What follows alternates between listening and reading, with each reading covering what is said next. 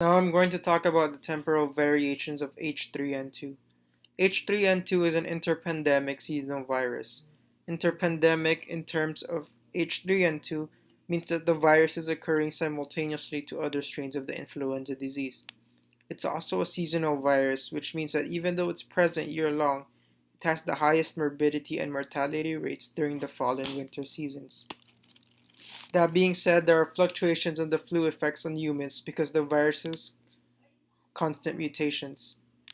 On average, according to the CDC, they estimated that the mortality rates from 2010 to 2014 ranges between 12,000 to 56,000 deaths.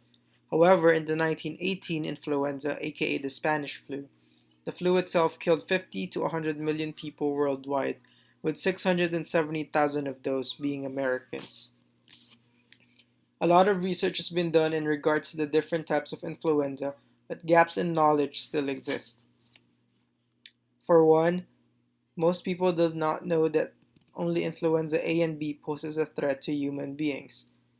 That being said, the fact that the virus constantly mutates make it nearly impossible to develop an effective and permanent vaccine to the flu.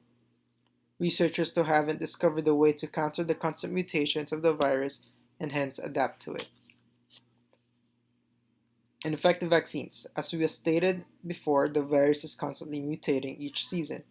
Due to this, many vaccines are ineffective. Vaccines lose effectiveness with the slightest mutation of the virus's compositions. The general population is unaware to the actual effectiveness of these vaccines.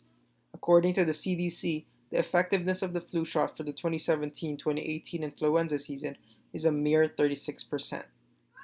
Because of this, people have low perceived susceptibility and severity to the flu because of the fact that 1. The flu is not a new virus. 2. People get too used to its presence. 3.